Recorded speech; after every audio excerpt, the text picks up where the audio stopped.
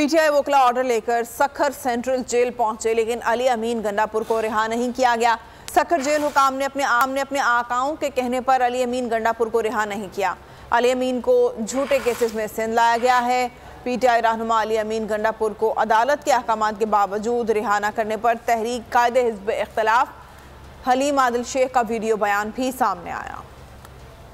आज अली अमीन गंडापुर को रिलीज़ नहीं किया गया है। ट्रांजिटरी बेल लेकर उसके दोनों के रिलीज़ ऑर्डर सखर जेल लेकर हमारे वकला जब पहुंचे तो सखर जेल हुकाम ने अपने आकाओं के कहने के ऊपर अली अमीन गंडापुर साहब को रिलीज़ करने से इनकार कर दिया। हमें खदशा है, उनकी ज़िंदगी को ख़तरा है, उनकी जान को ख़तरा है, उन्हें कहीं गुम कर सकते हैं, उन्हें अगवा कर सकते हैं, ये पक्के के डाकू अगवा करके कच्चे के डाकुओं के हवाले कर सकते हैं। हमें खदशा है खुदा न खास्ता उन्हें कहीं गुम ना कर दिया जाए, मिसिंग पर्सन ना बना दिया जाए।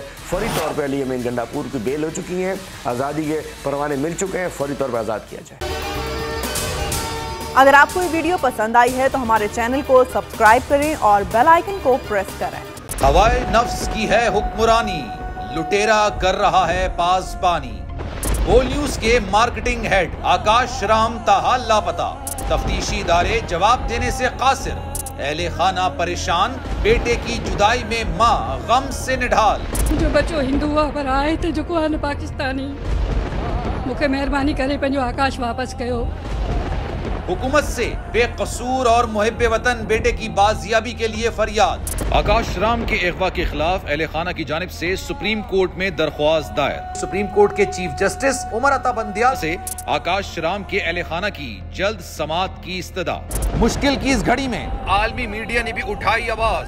CNN, आज तक, इंडिया टुडे, टाइम्स नाउ समेत आलमी मीडिया ने आकाश राम के अगवा के खिलाफ दिया बोल का साथ। उफ क्या जुल्म है, बोल इंसाफ का मुंतजिर। सब्सक्राइब करें और बेल दबाएं ताकि कोई खबर रह न जाए।